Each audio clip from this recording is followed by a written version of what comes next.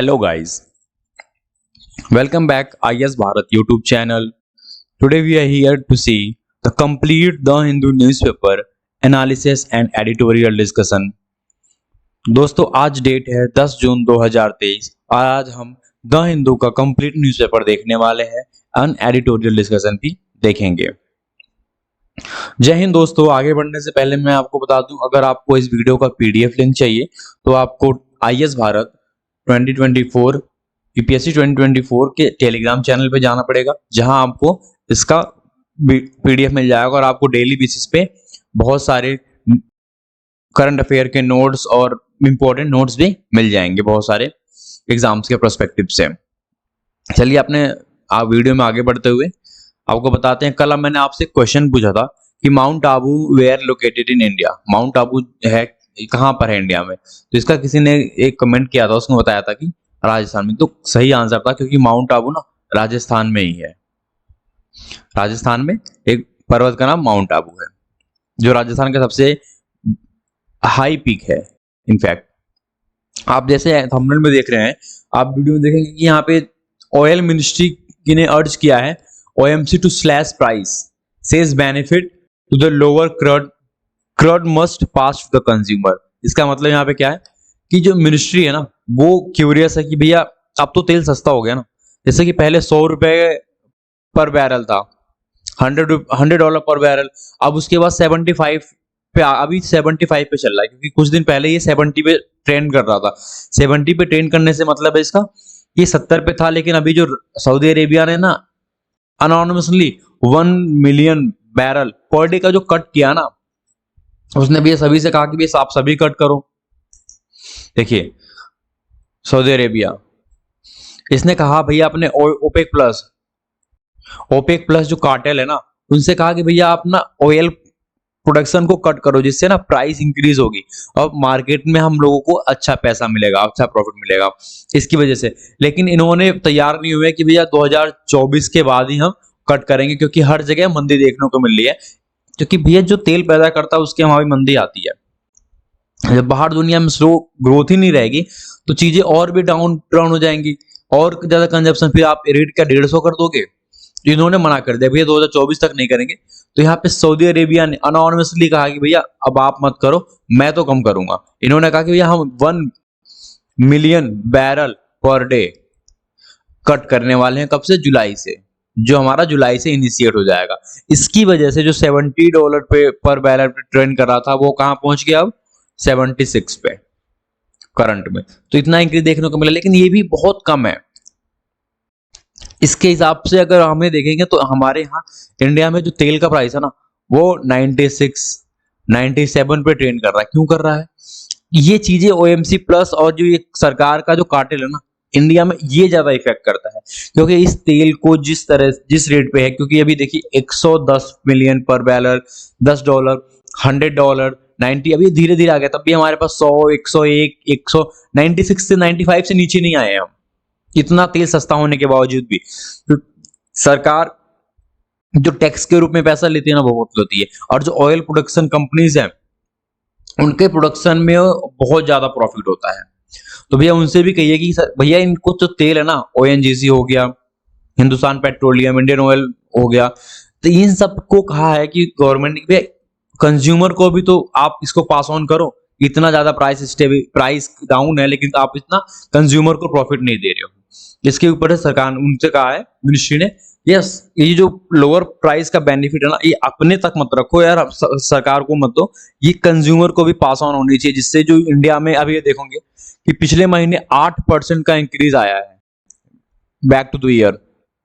क्योंकि ये यहाँ पे अभी शादी का सीजन चल रहा है, लगन का टाइम चल रहा है, तो यहाँ पे प्रोडक्शन, यहाँ पे डिमांड बहुत ज्यादा है। इसलिए कंपनियां तेल का डाउन नहीं कर रही कि अभी लोग खरीदेंगे, मजबूरी है, इसलिए यहाँ पे चीजों को पुल अप किया जा रहा है। ये नहीं अगर आप डाउन और कर देंगे तो और ज्यादा बेनिफिट होगा आपको, लेकिन नहीं कर रहे हैं डाउन। यहाँ पे सरकार ने, इनसे मिनिस्ट्री ने कहा कि इससे प्राइस को कम कीजिए और let the benefit pass on to the consumer. तो अपना आज के द हिंदू देखते हैं, उसमें क्या क्या इंपॉर्टेंट है। चलिए आप देखते हैं द हिंदू में कौन कौन से इंपॉर्टेंट न्यूज है। जैसा आप देख रहे होंगे, economy on auto pilot wouldn't overheat for years. मतलब क्या कह रहे हैं यहाँ पे, जो हमारे चीफ इकोनॉमिक एडवाइजर हैं साहब वो कह रहे हैं कि जो इंडियन इकोनॉमी है, जो भारतीय अर्थव्यवस्था है, वो ऑटो पायलट मोड पे है। मतलब इसको पायलट की जरूरत नहीं है, आप इसमें कुछ भी करने की आपको जरूरत नहीं है। ना आप रेपो को कम कीजिए, ना आरबीआई की कुछ जो आरबीआई करती है ना हमें सब प्राइस स्टेबल करने के लिए, मार्केट में पैसा डालने के लिए, पैसा सब कर लेती है जब महंगाई ज्यादा होती है कि demand pull up and push up factor. RBI हर चीज कंट्रोल करती है with the control of money. जो मनी को कंट्रोल करता है वो सब कुछ कंट्रोल कर सकता है in the area, in the boundary of economy. तो यहाँ पे इनका कहना है कि मनी है ना वो ऑटो इकोनॉमी ऑटो पायलट पे है, ये कई सालों तक ओवरहीट नहीं होगी। जैसे इन्होंने चाइना का एग्जांपल दिया, चाइना ना 1979 से 2008 तक वो कुछ भी हुआ उसकी इकोनॉमी को प्रभाव नहीं पड़ा, क्योंकि जब 2008 में जो ग्लोबल रिसेशन आया तभी उस इकोनॉमी को डाउनफॉल देखना पड़ा। उसके पहले वो 9, 10, 11 ऐसे इस हिसाब से ग्रो कर रही थी। और इनके कहना जो पिछले साल का हमारा जो करंट जीडीपी रेशियो था ना 7.2, ये भी अंडर एस्टिमेटेड था, अंडर एस्टिमेट किया गया था।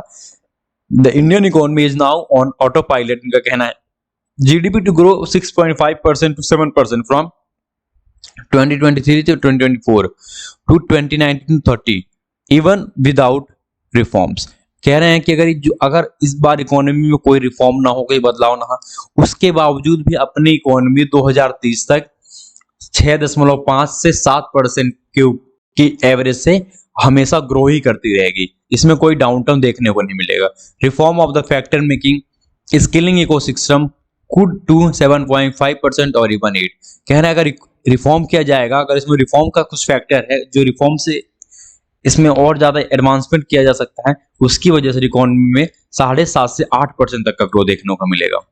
Unresolved problem are low hanging fruits. जो भी प्रॉब्लम, एनपीए बहुत बड़ा प्रॉब्लम है, क्योंकि ये लोन देने की कैपेसिटी को, बैंकों की लोन देने की कैपेसिटी को कम कर देता है। जो बैंक लोन नहीं दे पाते हैं तो इकोनॉमी की, किसी भी इकोनॉमी के लिए वो डाउन टर्न का एक मामला शुरू हो जाता है। India can grow like China did between 1979 and 2008 from now on. कि अब ये इंडिया का ये ऊपर सभी का पर्सपेक्टिव है कि इंडिया ना लाइक चाइना, जैसे कुछ आप देखेंगे, मैंने आपको बताया था 2 दिन पहले लेक्चर में, एक जापानीज इकोनॉमिस्ट उन्होंने कहा था कि भैया अर्ली टाइम जापान का था, फिर उसके बाद कोरिया और सिंगापुर ने उसको ले लिया, साउथ कोरिया ने और सिंगापुर ने उसको मोमेंटम को ले लिया, उसके बाद चाइना ने ले लिया, चाइना ने ले लिया। अब ये मोमेंटम शिफ्ट होगा इंडिया पे, साउथ ईस्ट एशिया पे। अब उसका लीडर बनेगा इंडिया, ये अनडाउटेडली इंडिया लीड करेगा। तो इनका फैक्टर है, क्योंकि जापान की इकोनॉमी अब स्लो डाउन है, वो बढ़ने नहीं दी, जीडीपी इंक्रीज नहीं होगा क्योंकि ये फुल्ली डेवलप है। फिर साउथ कोरिया भी अपने हिसाब से बहुत ज्यादा डेवलप होगा, सिंगापुर भी बहुत डेवलप है। उसके बाद मोमेंटम पकड़ा चाइना ने, फिर चाइना की ट्रांजेक्टरी तो आपको पता ही होगी कहाँ है आज वो। फिर उसके बाद अब जो ट्रांजेक्टरी होगी ना, उन्होंने कहा था कि जो ये 21st सेंचुरी है, ये एशियन सेंचुरी है, तो एशिया में धीरे धीरे सबको ग्रो करने का मौका मिला। चाइना काफी वाइडर पीरियड तक ग्रो करा। अब ये पीरियड है ना जो अब 2014 चल रहा है, अब से ये इंडिया का पीरियड है, और ये 2050 तक इंडिया को बहुत ही ज्यादा इनॉर्मस बेनिफिट दे के जाएगा।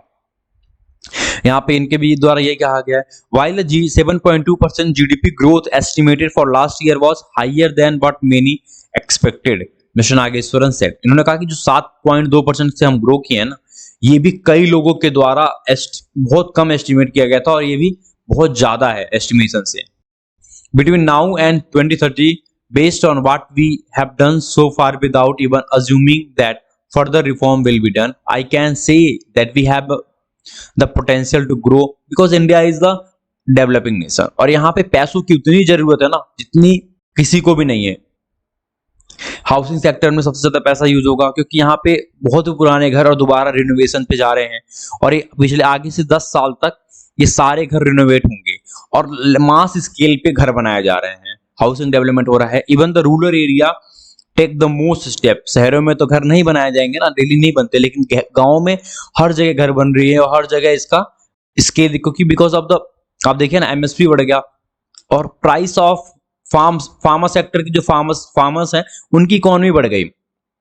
जो वीट हमेशा 16 से 20 रुपए में सेल आउट हो जाता था, वो अब 30 क्रॉस कर रहा है, 30 प्लस। तो ये जो हाफ ऑफ द परसेंट का जो ग्रोथ है ना, उनको ही तो मिलेगा। जिससे मान लीजिए किसी के पास 10 क्विंटल गेहूं था और 2 1600 या 2000 रुपए क्विंटल गेहूं बेचता था, तो ये 2000 से कितना मिलता, 20,000 रुपए मिलता था उन्हें। अब ये 30 रुपए से कितना मिलेगा उन्हें, 30,000 मिलेगा। 10,000 इंक्रीज हुआ, और इतना तो मिनिमम सबके पास होता है, और कई कई फार्मर्स ऐसे हैं जिसके पास ज्यादा जगह है, तो उनके पास 40-50 क्विंटल होता है। तो इनकी जो एक साइड इनकम है ना, उसमें ज्यादा बूस्ट आया है, जिसकी वजह से हमें मोमेंटम देखने को मिलेगा आगे। Government will regulate AI if it's bring harm to user, says Rajeev Chandrasekhar. जो ministry of state of electronics and information technology है ना, उनके जो राजीव चंद्रशेखर जो मिनिस्टर है, उन्होंने कहा कि गवर्नमेंट विल रेगुलेट एआई, हम एआई को रेगुलेट करेंगे अगर ये कंज्यूमर को हार्म करेगी तो। अभी इसमें कुछ ज्यादा बात है, क्योंकि जो सैम एल्टमैन है ना, CEO of OpenAI ChatGPT के, उन्होंने मोदी जी से met the prime minister Modi on Thursday and spoke about AI regulation के ऊपर बात की थी उनसे। चलते अपने नेक्स्ट न्यूज के ऊपर जो इंपॉर्टेंट है।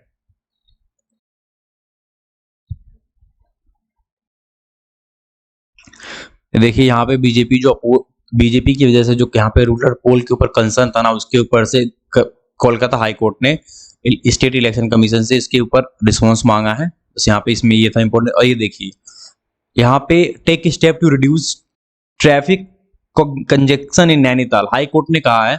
और यहाँ पे हाई कोर्ट ने ना इस केस को सुमोटो लिया है। आपको पता होगा कि पता होना चाहिए सुमोटो क्या है।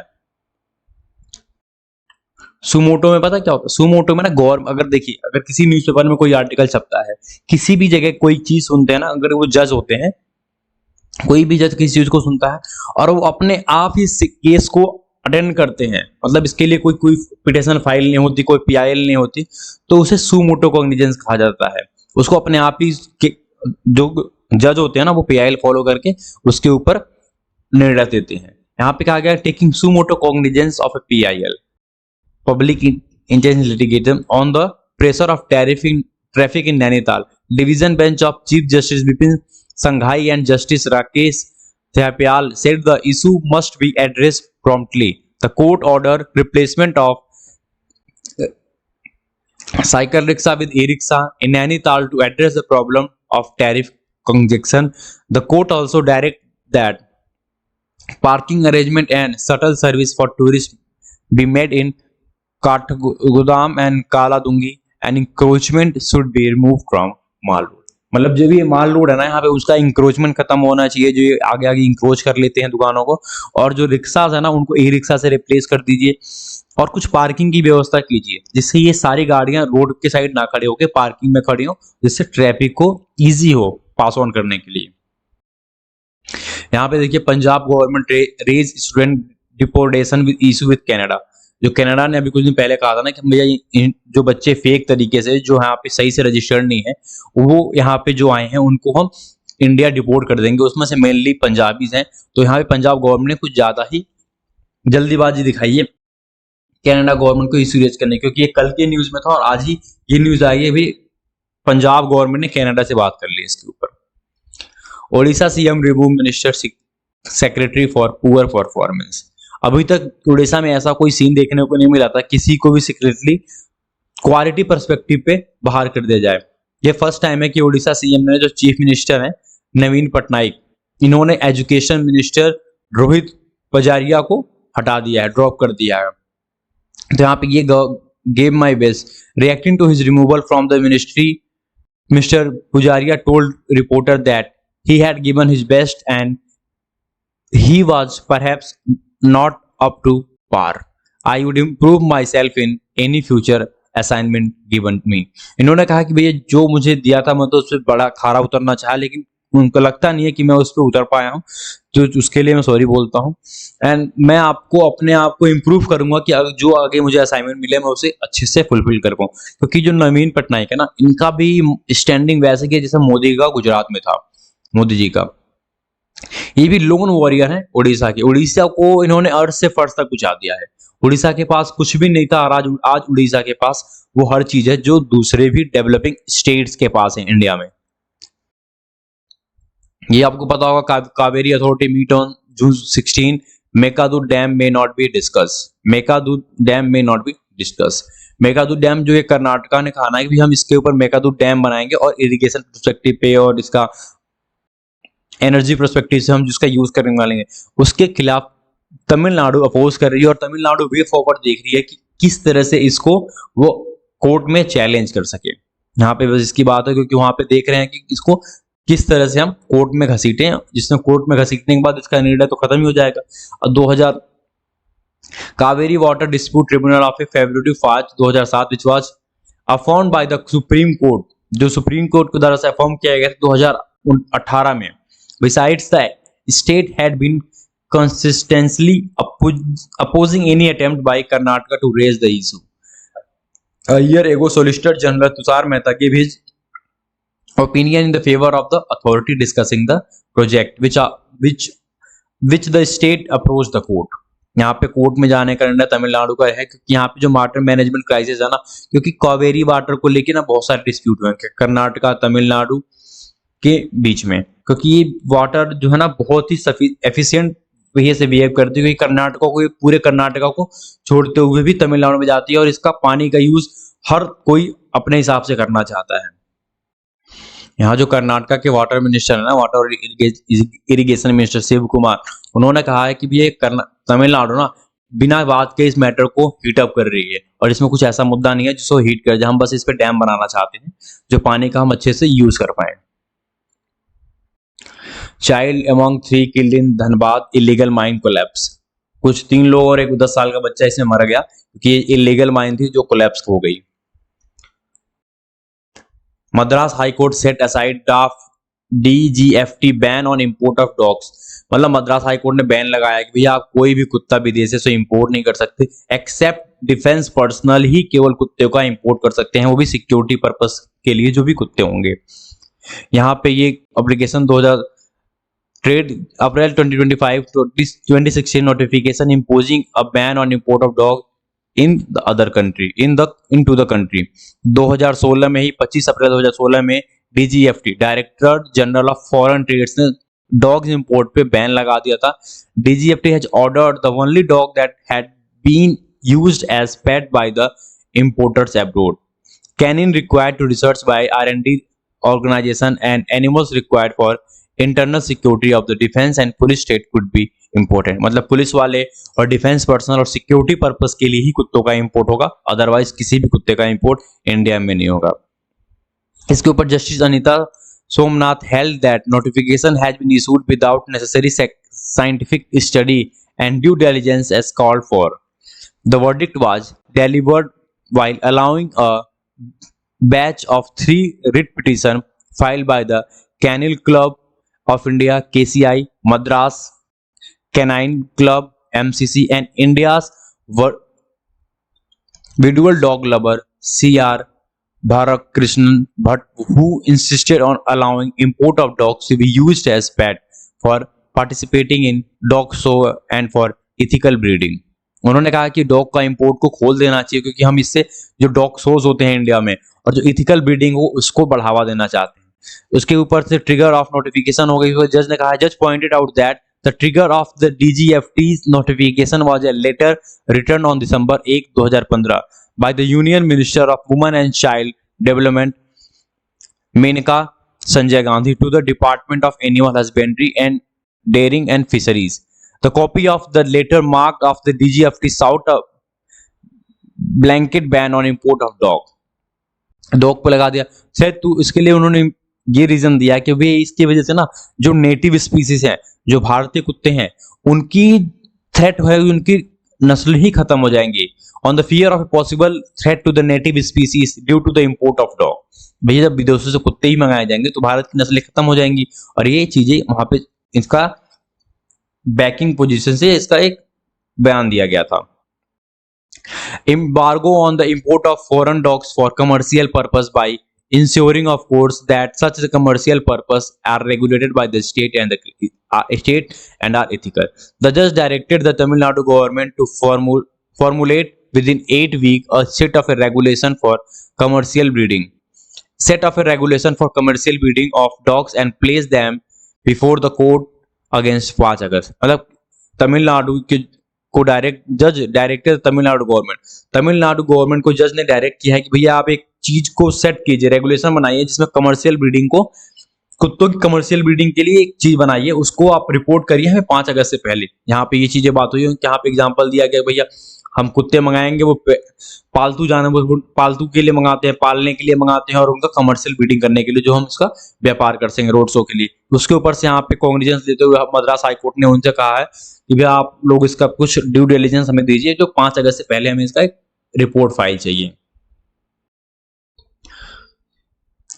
ये हमारा इंपॉर्टेंट आर्टिकल है, the necessity of electricity distribution company, कि हमें कितनी जरूरत है एक बिजली डिस्ट्रीब्यूशन कंपनी की। बहुत ज्यादा जरूरत है। अगर आप इंडियन पर्सपेक्टिव से देखेंगे तो, जो इंडियन पर्सपेक्टिव से अगर आप देखें तो जो हमारा प्रोडक्शन है उसके हिसाब से हम कंजप्शंस करते हैं, लेकिन उसके बावजूद भी हमें प्राइस का डिफरेंस बहुत ज्यादा मिलता है। देखिए, और हमारा अनवेयरिंग फोकस, ये भी हमारा इंपॉर्टेंट आर्टिकल है आज का। ये दो हमारे इंपॉर्टेंट है, बाकी Donald Trump's incitement of US policy ये भी इंपॉर्टेंट नहीं है। तो pragmatic approach of better Indian Nepal ties, ये अपना ओपिनियन से कर रहे हैं Indian former ambassador to Nepal. हम कल नेपाल का एक आर्टिकल डिस्कस करे थे जिसमें हमने सब चीज डिस्कस कर ली थी। ये हमारा कोई ट्रैक्शन पॉइंट नहीं है। ट्रेजेडी ऑन द ट्रैक, ये काफी दिनों से चर्चा में है, और अब मैं सोचता हूँ इसके ऊपर सारे डिस्कशन खत्म हो चुके हैं, कुछ नया नहीं है यहाँ पे जो डिस्कस करने के लिए। BJP fake factory stand expose with Sengol issues, Jairam अभी सेंगोल इशूज को भी क्रिटिसाइज कर रहे हैं कि भैया ऐसा कोई बात नहीं था, जो power of transfers Mountbatten को यहाँ पे लाके बता कर दिया, no Mountbatten, no Raja ji, no transfer of power. लेकिन उन्होंने फिर यहाँ पे कह रहे हैं कि भैया हाँ जवाहरलाल नेहरू के पास सेंगोल था, उसके पे मैं मना नहीं कर रहा हूँ, लेकिन ये चीजें हुई थी इसके लिए मैं मना कर रहा हूँ। कोई यहाँ पे इंपॉर्टेंट आर्टिकल नहीं है जो हम डिस्कस करें। ये आ गया, हाँ, piped portable water across India will award 4 lakh diarrhoea death fine WHO। World health organisation के द्वारा से ये बताया गया कि भैया जो पाइप वाटर है इंडिया में, भैया सरकार ने कहा कि 2024 तक हम पूरे इंडिया को पाइप कर देंगे। बिहार ने कह दिया कि भैया हमने अपने सारे गांव सारे शहर को हमने पोर्टेबल पाइप से बिछा दिया, लेकिन अभी भी कुछ वहां पे देखा नहीं गया ग्राउंड लेवल पे। लेकिन उनके रिपोर्ट में तो यही कर रहा है कि मैंने all Bihar is pipe. Ministry कह रही है 2024 तक हम सभी जगह लगा देंगे, और उसके लिए कही इन्होंने कितने लाख रुपए, कुछ एक 3.6 trillion entire price to provide piped potable water to all of India। 3.6 lakh crore, मतलब 3.6 लाख करोड़, इतने रुपए दिए गए हैं। ट्रिलियन 3.6 ट्रिलियन रुपीज में, नॉट अ डॉलर, 3.6 ट्रिलियन दिए गए हैं कि इन पूरे पाइप को यहाँ पे इंडिया में बिछाने, क्योंकि India is not a small country, India is a very big country as compare to the portable water transfer, क्योंकि यहाँ पे हर हाउस होल्ड में वाटर ट्रांसपोर्ट करना है, पॉपुलेशन ज्यादा है, फैमिली ज्यादा है, फिर यहाँ पे हाउस भी ज्यादा है, और हर जगह पोर्टेबल वाटर को ट्रांसफर करना एक बहुत बड़ा चैलेंजिंग काम है। Additionally this would be avoid 40 million DALYs disability adjusted life year from diarrhea, save close to $101 billion and 6.6 million hour every day for time that would otherwise have been spent।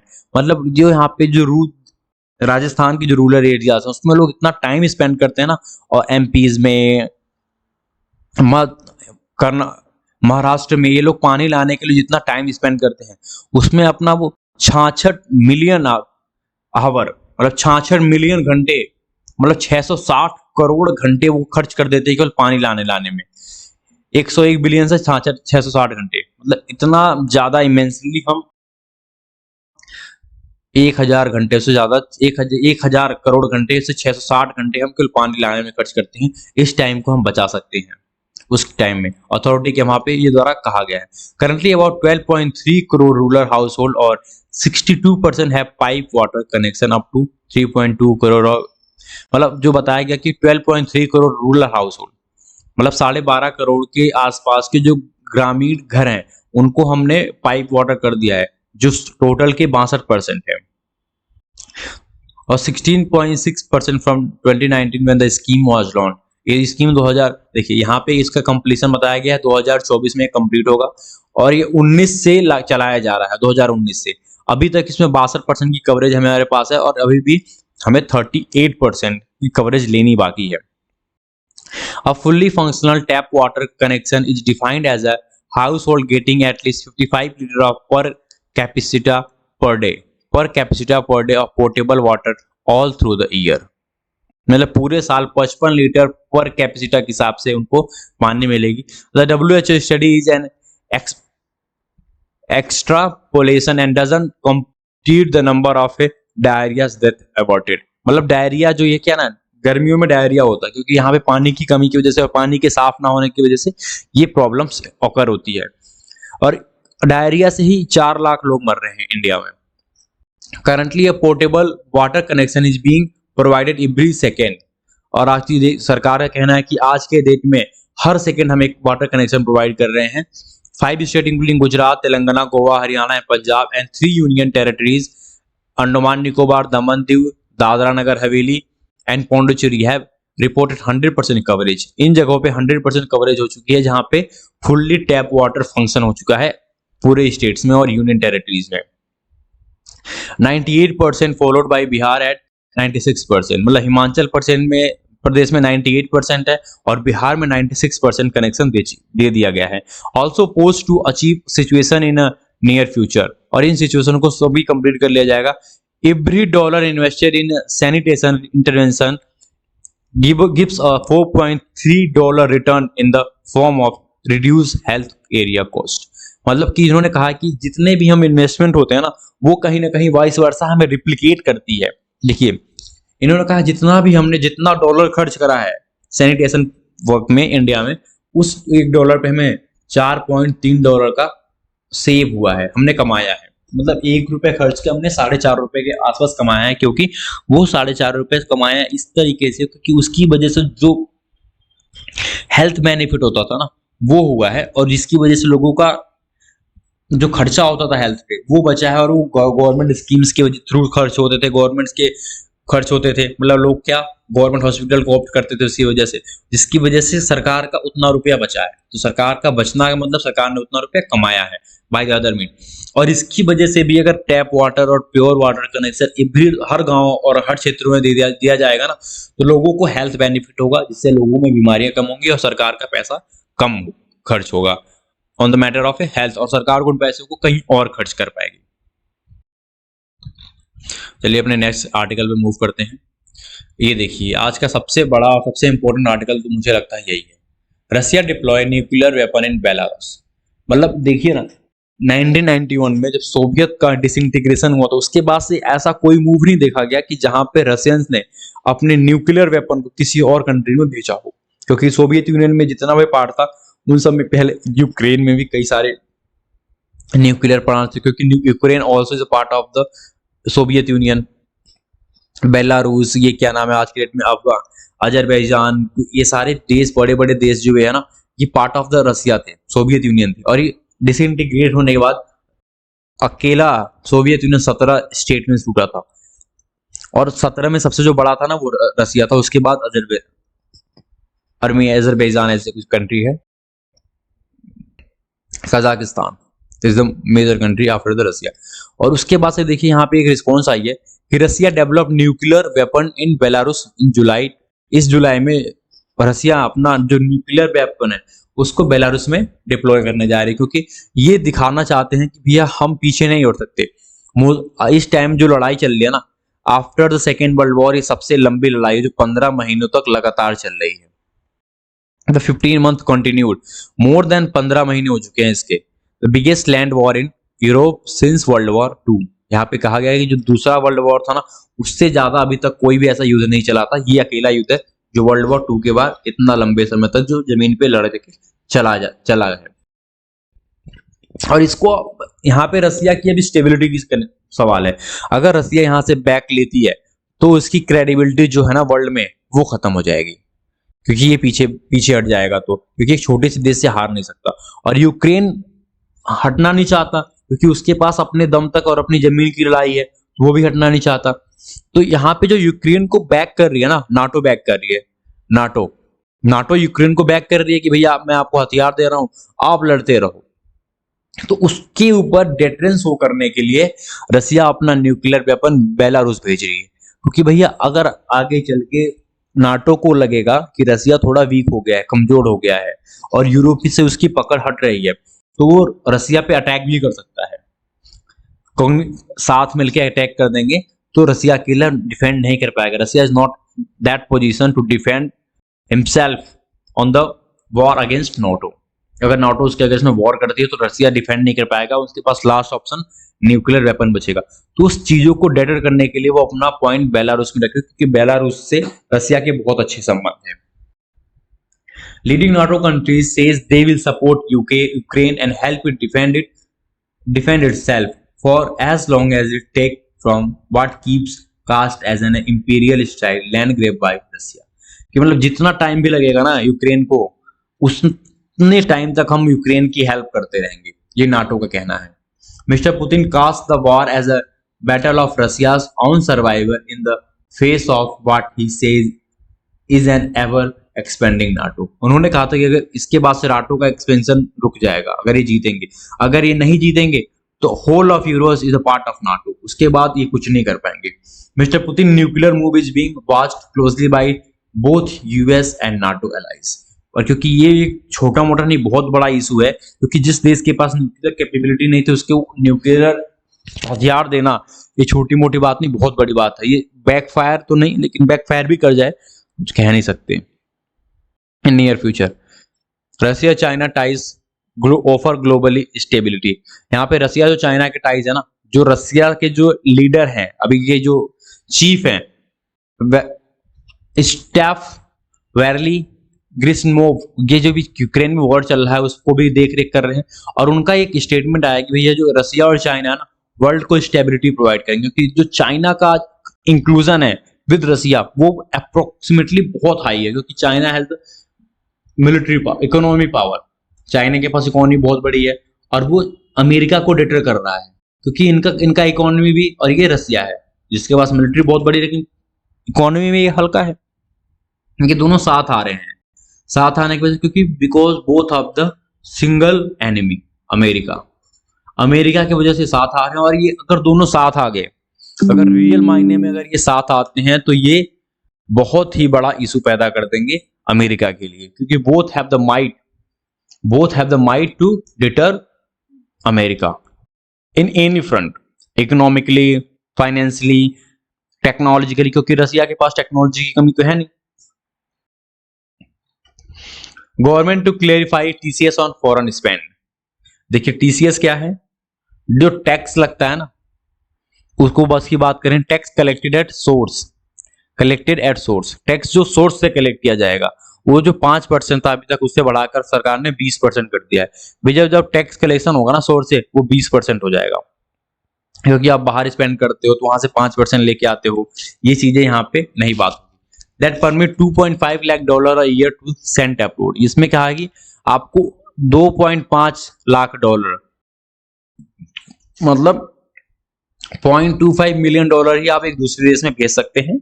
और इस scheme के under में facing an outcry for industries and tax payer on the step leave. इनमें क्या दिक्कत आ गई, इसमें कहा कि भैया अगर कोई एम्प्लॉय भी जाता है ना बाहर पैसा खर्च करने के लिए, आपको उस पर भी निगरानी रखेंगे। अगर वो हॉलीडे पे जा रहा है, खर्च कर रहा है, किसी भी चीज पे ले जा रहा है, तो वहां पे क्या है कि हॉलीडे पे जाएगा तो हॉलीडे के हिसाब से खर्च करेगा ना।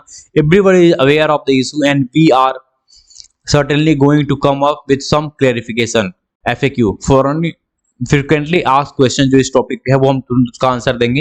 And the position beyond any reasonable doubt on what and how and in what manner the TCS will be implemented and to what extent a threshold is available on which is not to be collected। इसमें कहा है रमन चोपड़ा ने, joint secretary हैं जो department of revenue के। At this point of time I can not share with you what is to be clear and what to be exchange is to be clarified, but it shall be done. लेकिन ये होगा जो 20% का जो tax removal बताया गया है ये होगा, क्योंकि इसमें क्या ना कि बाहर पैसा भी देते हैं, क्योंकि टैक्स कलेक्टेड एट सोर्स। अब क्या होगा, यूनियन बजट है रेज द टैक्स कलेक्शन, अभी सोर्स से कलेक्ट करेंगे। अभी हम क्या, जैसे कंपनी है वो अपना मान लीजिए पॉइंट ए पे अपना सेंटर खोल के रखती हैं और पॉइंट बी पे अपना एक्सपेंशन करती हैं। सरकार ई से यहाँ से नहीं, अगर ये पैसा क्या है यहाँ पे इस चीज से भेज देंगे तो यहाँ से ही पैसा टैक्स सरकार कलेक्ट कर सकती है, यहाँ पे ये कहा गया है। And the other issue is foreign reserve of India forex, ये इसमें 5.9 बिलियन का इंक्रीज मिल हुआ है इस बार मई में, इस हफ्ते में, जिसमें पिछले दो हफ्तों में लगातार इसको डाउनफॉल मिला था। 4.3 बिलियन का लास्ट वीक मिला था, उसके अगेंस्ट में ये 5.9 बिलियन का हमें जंप देखने को मिला है। क्योंकि ये जंप इसलिए मिला है क्योंकि जो ये वर्ल्ड का इकोनॉमी है, वर्ल्ड मेजर करेंसी, हमारा सारा पैसा किस में करेंसी में है, जो हमारा फॉरेन रिजर्व है ये डॉलर्स में, यूरो में, इन सब पैसों में कन्वर्टेड है, जिसकी वजह से उनको पैसों में अगर इंक्रीज आएगा तो हमारे फॉरेक्स में भी इंक्रीज आता है, तो उसकी वजह से ये 5.9 बिलियन में इंक्रीज देखने को मिला है हमें। चलिए फिर हम एडिटोरियल मूव करते हैं, हमारे आर्टिकल्स खत्म हो चुके हैं। चलिए दोस्तों आज का हम इंपॉर्टेंट एडिटोरियल देखते हैं। ये जो बिजली के ऊपर ना, डिस्ट्रीब्यूशन कंपनी के ऊपर जो इनका राइटर के द्वारा बताया गया है, ये बहुत इंपॉर्टेंट इनपुट है इनके द्वारा यहाँ पे। चलिए देखते हैं इन्होंने क्या कहा है। The electricity act 2003 provided the framework for dismantling of the state electricity board. 2003 के जो इलेक्ट्रिसिटी एक्ट का फ्रेमवर्क था उसमें कहा गया था कि जो स्टेट बोर्ड है ना उसको हटा के दूसरे बोर्ड को हम प्राइवेट बॉडीज को लेके आएंगे। And the separation of generation, transmission and distribution into the separate companies. Electricity generation were delicensed, electricity generation was delicensed, while transmission and distribution remain licensed and regulated activities। जो generation होगा ना वो licence में नहीं है, लेकिन regulation और जिसको प्रोवाइडर होगा वो दूसरों कंपनी को देंगे। जो स्टेट बोर्ड है ना वो उन चीजों से हट जाएगी। तो उसको क्या है, इन चीजों से एक जो दिक्कत देखनी पड़े सरकार को, वो नहीं देखनी पड़ेगी। सरकार को एक स्टेबिलिटी मिलेगी फ्लो ऑफ मनी में। जैसे आप दिल्ली जैसे स्टेट्स को देखिए, दिल्ली क्या है, कैपिटल है। जो बड़े बड़े शहरों में ना उनको प्राइवेट लैंडर्स के द्वारा दिल्ली सेंड की जाती है। BSES यहाँ पे है और वहाँ पे यमुना पावर लिमिटेड है। इन सब की वजह से यहाँ पे पावर ट्रांसमिशन में कोई दिक्कत नहीं होती और वो वहाँ पे considerable amount of power transfer करते हैं विदाउट एनी लीगल इश्यूज, कोई चैलेंज किए बिना। और देखिए आप यूपी में देखिए, यहाँ पे यूपी में क्या है, स्टेट इलेक्ट्रिसिटी कमीशन, और यहाँ पे बिजली का चार्ज आपके यहाँ कोई मीटर रीडिंग नहीं होती। If you have a meter, no meter reading, anonymous bill without any reliability, without any say how to say, कुछ भी यहाँ पे आपको दिया नहीं जाएगा बिकॉज ऑफ द, ये एक सरकारी कर्मचारी की काम हो गया, सरकारी हो गया, जिसके लिए यहाँ पे कुछ भी किसी को नहीं दिया जाएगा। ना कोई किसी को पास सीधे एश्योरेंस मिल सकता है, ना किसी को किसी चीज के ऊपर प्रॉपर गाइडलाइन मिलेगी। अगर नो हाउ करना हो तो उसके लिए भी आपको कोई जवाबदेही नहीं मिलेगी। इन सब चीजों की वजह से यहाँ पे ये फ्रेमवर्क बना था 2003 में कि जो स्टेट इलेक्ट्रिसिटी बोर्ड है उसको खत्म कर दिया जाएगा, डिसमेंटल कर दिया जाएगा, लेकिन वो अभी तक हो नहीं पाया। टुडे इज 2023, 20 साल हो गए इसको एक्ट को बने हुए। Under the new regime a competitive industry structure is generation has evolved. The share of private investment in the creation of a new generating capacity has increased rapidly। क्योंकि जो यहाँ पे देखिए, यहाँ पे बिजली का जो बात करी जाएगी ना, India has the one of the cheapest rate of solar power supply in the world। अपने यहाँ जो सोलर पावर बिजली की सप्लाई है ना वो वर्ल्ड में सबसे सस्ती है। Tariff based bids of the supply of electricity to distribution companies DISCOM has been the key to the extraordinary source of national solar mission। इनको लिया है और यहाँ पे कहना है कि जो इंडिया में जो इलेक्ट्रिसिटी बनती है ना, देखिए मान लीजिए जो वारंगल डैम है उसकी बिजली की कॉस्ट आती है 4 पैसा।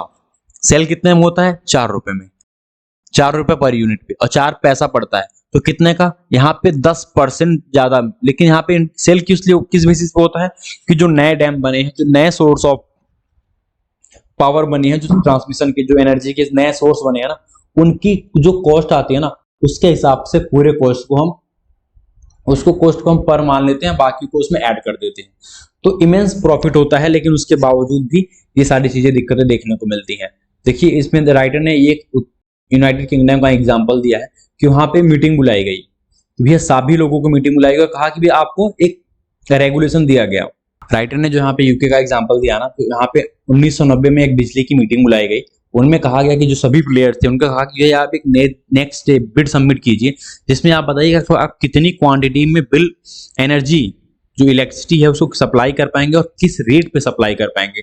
उनको कहा था कि भैया आपको 1 दिन का समय है और आप उसको कल हमें इसका पूरा ब्यौरा देंगे और उसके हिसाब से तय किया जाएगा। जिसकी क्वांटिटी और प्राइस ज्यादा होगी, जिसकी क्वांटिटी ऑफ सप्लाई ज्यादा होगा, जिसका प्राइस कम होगा, उसको हम पोल मान लेंगे और उसी बेसिस पे सबको सप्लाई देनी पड़ेगी।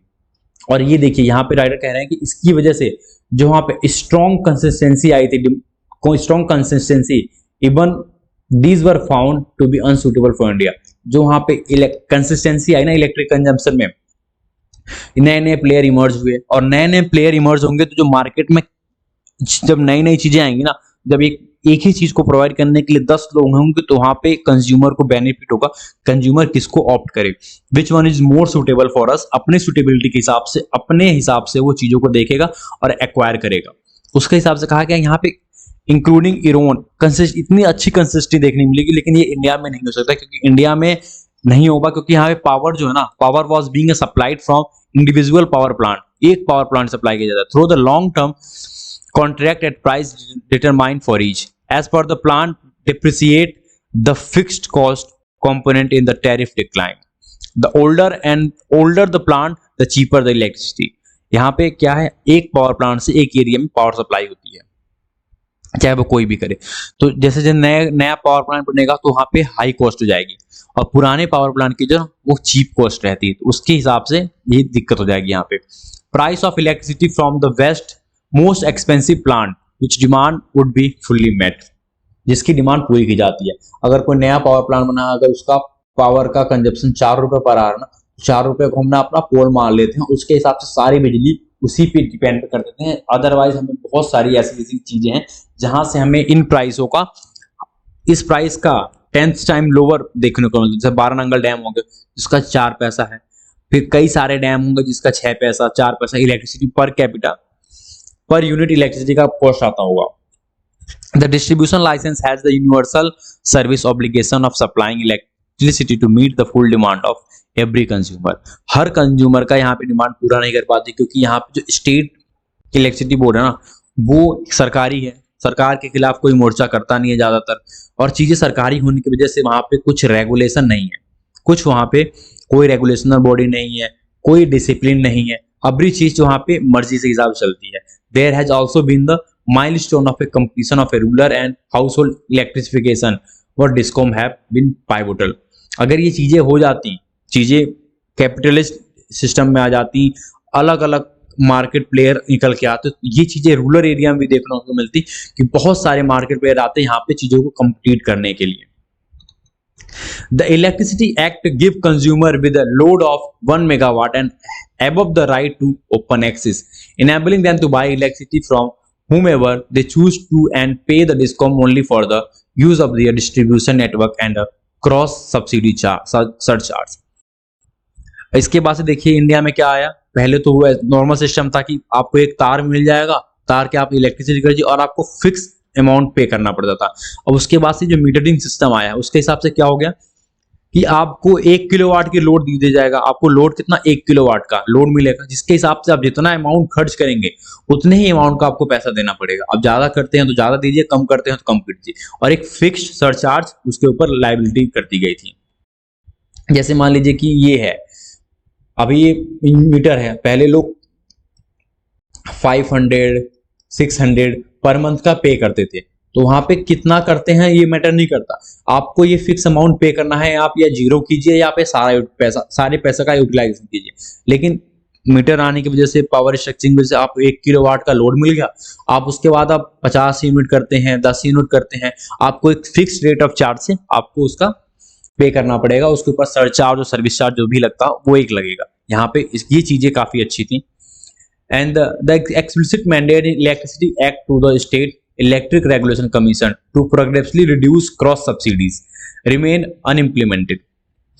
Power exchange has come up to enable trading and optimal utilization of the total generating capacity in the country। जो पावर एक्सचेंज है वो उसने अपने आप को धीरे धीरे इतनी ऊपर लेके आया कि जितनी भी कैपेसिटी थी उसको हम हार्नेस कर पाए और उतना हम पैदा कर पाए। To exchange the price are volatile, either a little above marginal cost when demand is modest and shooting up, and when demand urges necessitating the imposition of a price cap. This is not an unexpected phenomena as demand for electricity is inelastic. देखिए यहाँ पे writer कहते हैं कि चीजें देखिए यहाँ पे ऑप्टिमल है, कभी यहाँ पे प्राइस हुक अप कर जाता है तो उसको हम मैनेज नहीं कर पाते। तो इनके द्वारा कहा गया है कि रिफॉर्म, मार्केट, कंपटीशन एंड जो कंज्यूमर चॉइस है उसको लिंक को हम डिस्कम के जो यहाँ पे प्रोवाइडर है डिस्कम वो जो सब इलेक्ट्रिक सप्लाई चेन ना इंडिया में वो बहुत वीक है, डिस्कम से हम उसको नहीं कंपेयर कर सकते हैं। तो उसके लिए हमें मार्केट को अपने ऊपर छोड़ देना चाहिए। Market freely decided how to enhance the capacity, और वो अपने आप ही चूज को करके इसके बाद से क्या होता है ये डिस्कम करके क्या वो पैसे इकट्ठा नहीं कर पाते हैं तो वो पे नहीं कर पाते हैं, जनरेटर को पे नहीं कर पाते हैं, जनरेटर को पे नहीं कर पाएंगे, उसकी वजह से पावर सप्लाई में दिक्कत आती है। और जो लॉस होता है पावर सप्लाई के डिस्कम में जो पावर सप्लाई का लॉस होता है उससे भी बचा जा सकता है अगर हम इसको प्राइवेटाइजेशन कर देंगे तो, कैपिटलिज्म के सेक्टर में डाल देंगे तो। और मार्केट कि में क्या अगर एक पैसा पे नहीं करेगा तो चीजें दूसरे को मिल जाएंगी, उसे पैसे तो पे करने पड़ेंगे। तो यहाँ पे कंपटीशन की वजह से चीजें अपने आप ही रिजॉल्व हो जाएंगी और वो जितना भी कंज्यूमर का डिमांड होगा उसको उतना बिजली मिलेगी। और टाइमली मिलने की वजह से इंडिया का जो ग्रोथ इंजन है वो फुल स्केल पे आएगा। The problem with discom however lies in the domain of political economy. That is the most important thing in this article कि जो पॉलिटिकल इकोनॉमी है, भैया आपकी बिजली के बिल माफ कर देंगे, भैया माफ कर दीजिए, लेकिन जो बिजली का जो जनरेटर का जो फीस है वो कहां से देंगे आप? फिर टैक्स को जो पैसे का वहां जाता है, तो यहाँ पे फिर जो स्ट्रक्चरल डेवलपमेंट होना चाहिए किसी भी स्टेट में वो नहीं हो पाता है।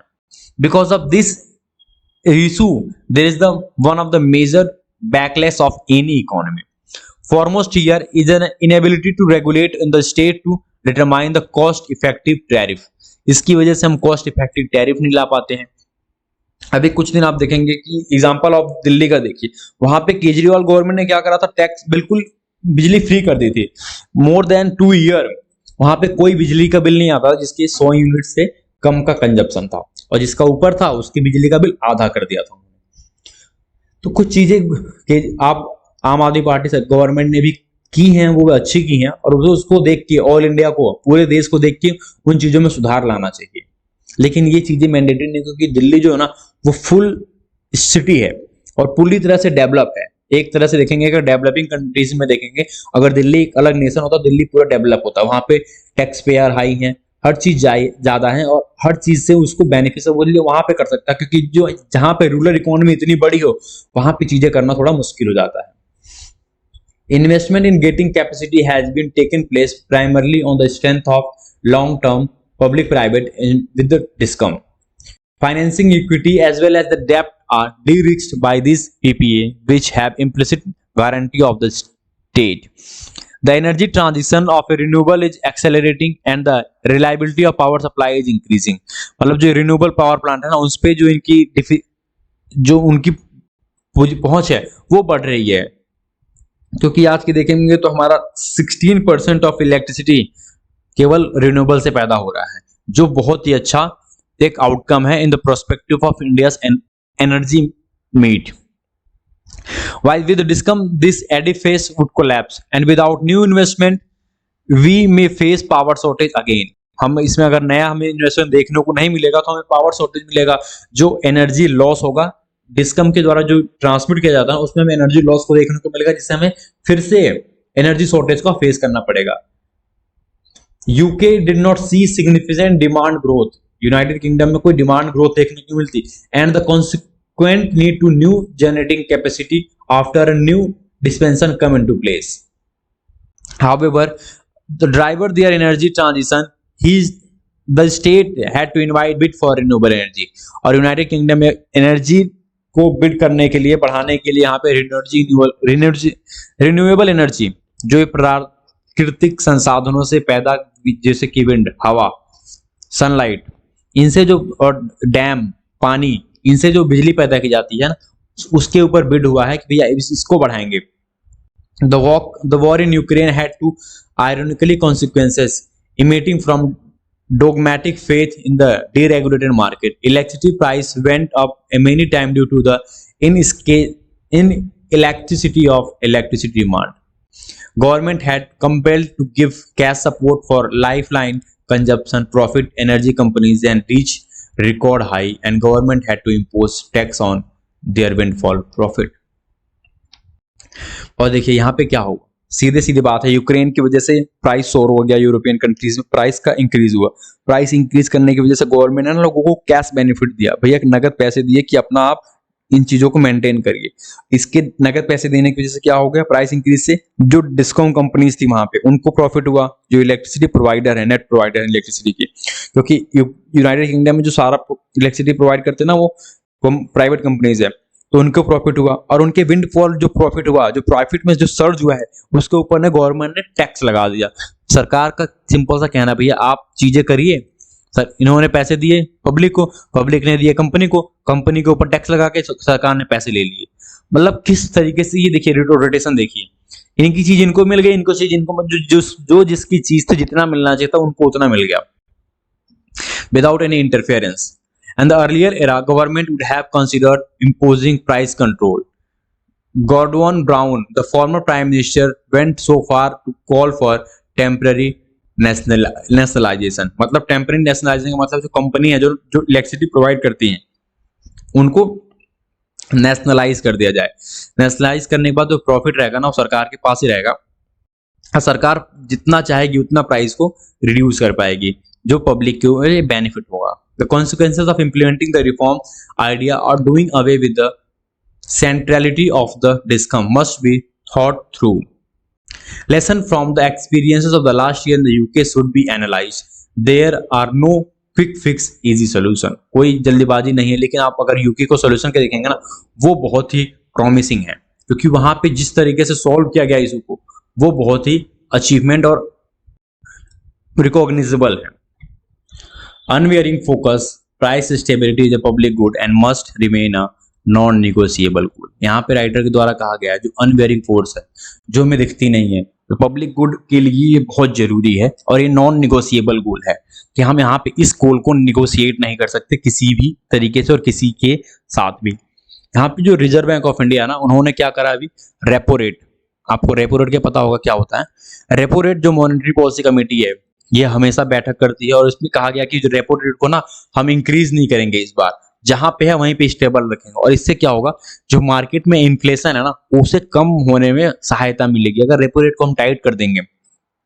रेपो रेट दरअसल में वो चीज होती है जब देखिए बैंक को पैसे की जरूरत पड़ती है। इफ मान लीजिए यहाँ पे आरबीआई है, यहाँ पे reserve bank of India, state bank of India है, एसबीआई, वहां पे आरबीआई। आरबीआई क्या है, लोन लैंड किसको करती है, छोटे छोटे स्मॉल जितने भी पब्लिक है इंडिविजुअल को लोन करती है यहाँ से। तो आरबीआई को लैंड करने के लिए पैसा चाहिए। अगर मान लीजिए इसके पास 100 रुपए हैं तो ये 100 को स्पेंड करेगी ना। अगर इसके पास कस्टमर ज्यादा गया फिर क्या करेगी, ये भी बोरो करेगी। किससे करेगी, आरबीआई से।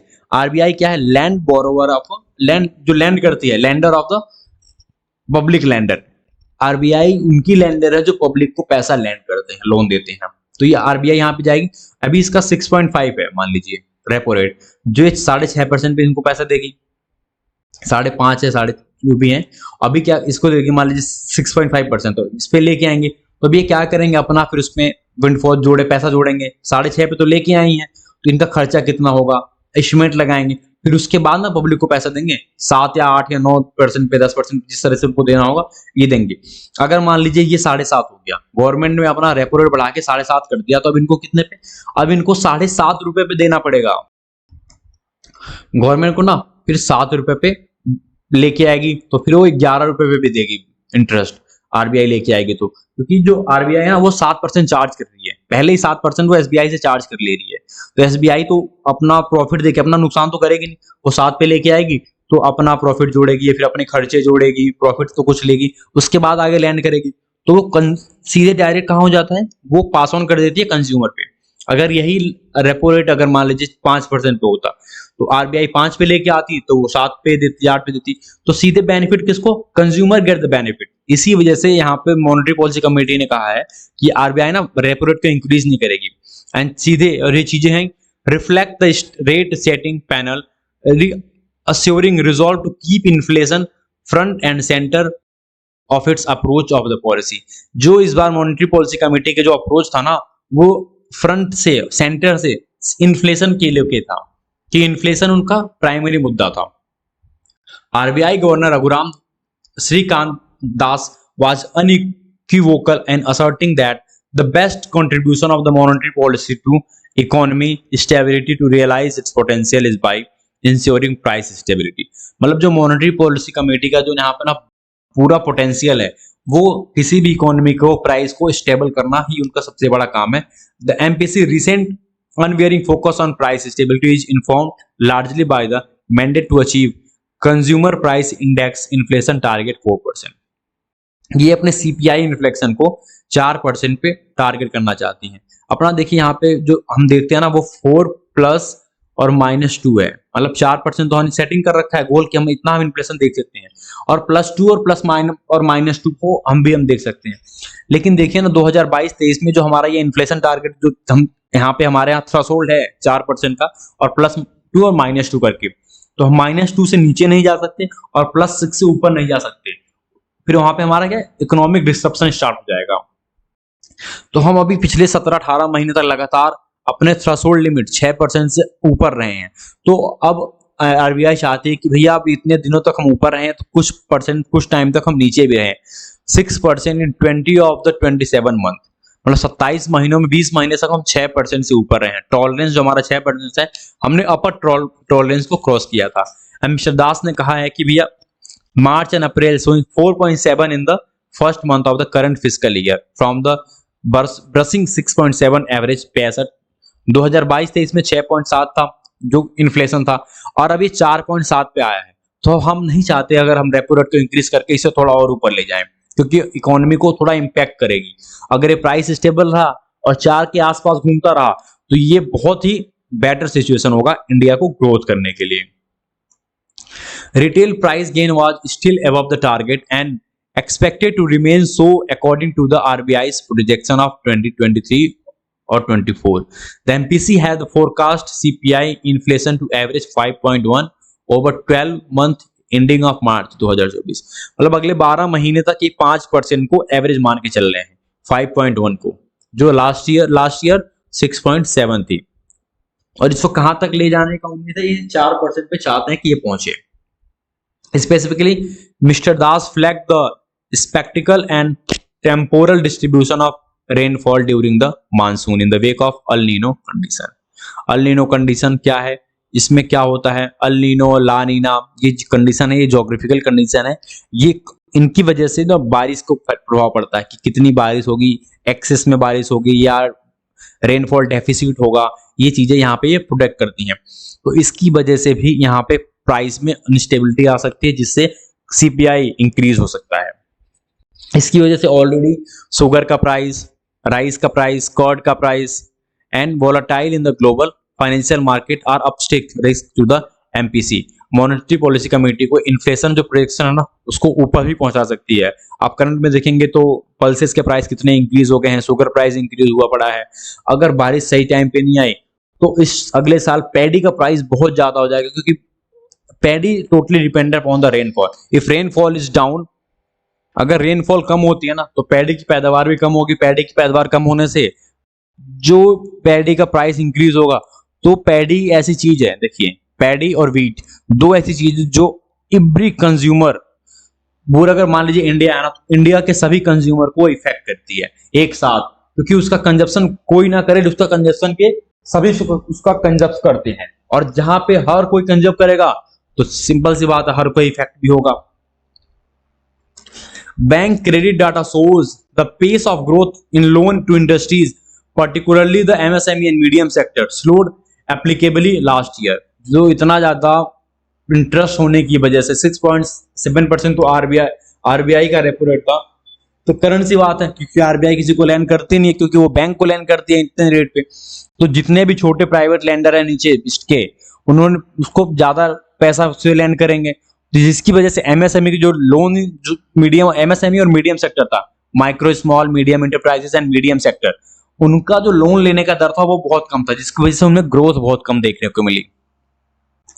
The sequential contraction is estimated private sector spending in the fourth quarter of the last fiscal year। यहाँ पे मिस्टर दास ने एम्फसाइज करते हुए कहा कि जो पॉलिसी मेकर हैं can ill afford to take their eye off inflation. Price stability is, after all, a public good, and achieving durable deflation must remain a non-negotiable goal, especially amid widening income inequality and high level of joblessness. इनका द्वारा कहा गया है कि भैया जो price stability है ना, किसी भी चीज के स्टेबल रहना उसके देश के लोगों के लिए और इकोनॉमी के लिए बेहतर माना जाता है। और ये जो नॉन निगोशिएबल होना है किसी के भी लिए भी, अगर इसकी वजह से क्या होगा, समाज में इनइक्वालिटी ज्यादा होगी। अगर टारगेट ज्यादा हो गया तो लोग वहां पे लोन कम लेंगे, फिर लोन एक्सपेंड ज्यादा करेंगे, अपनी चीजों को उसी जितना पैसा होगा उसी में देखना चाहेंगे। जब उसमें देखेंगे तो उनमें क्या होगा, फिर वो कंजप्शन लो करेंगे, प्रोडक्शन भी कम करेंगे पैसा ना होने की वजह से, जिसमें जॉब की भी दिक्कत आएगी, लोग सेड ऑफ जॉब भी करेंगे, लोगों को जॉब से निकालेंगे भी। तो ये सारी चीजें यहाँ पे राइटर के द्वारा कहा गया है। यहाँ पे देखिए क्या रिसेंट डेवलपमेंट था जो हमने कल के आर्टिकल से थोड़ा अलग यहाँ पे बता दें कि जो यहाँ पे इनकी बात हुई थी ना, 1950 ट्रीटी की बात नहीं हुई, यहाँ पे एनर्जी ट्रांजिशन की बात की थी हमने, कल हमने सारी बात कर ली थी। यहाँ पे जो राइटर के द्वारा कहा गया, जो यहाँ पे इनके प्राइम मिनिस्टर है प्रचंदा, ये बहुत ही यहाँ पे बोल्ड सिचुएशन में थे, क्योंकि जो इंडिया का विजिट किया इन्होंने, क्योंकि लास्ट टाइम जब इनका सरकार गिर रही थी तो इंडिया ने एक डेलीगेशन भेजा था मध्यदेशी गवर्नमेंट के लिए कि भैया आप प्रेचंदा को सपोर्ट मत कीजिएगा और इनकी सरकार को बने रहने में मदद नहीं कीजिएगा। उसके बावजूद ये अपनी जब से इन्होंने वो लिया है, शपथ लिया, उसके बाद से ये इंडिया में आए हैं, उसके बाद शपथ लेने के इंडिया में आए हैं कि भैया इनको सपोर्ट मत कीजिएगा। उसके बावजूद भी ये इंडिया में अपने रिलेशन को सुधारना चाहते हो, यहाँ पे आए हैं। और जो ट्राइलेटरल बात हो रही ना, negotiation, Nepal send electricity to Bangladesh through the land mass of India, मतलब भारत की मदद के साथ वो बांग्लादेश को इलेक्ट्रिसिटी बेचना चाहते हैं। इसके ऊपर भी काफी बातचीत हुई है। बस ये कुछ नए रिसेंट डेवलपमेंट थे जो यहाँ पे देखने को मिला है, बाकी चीज नहीं है। Thank you guys for watching this video and support us to grow. Thank you.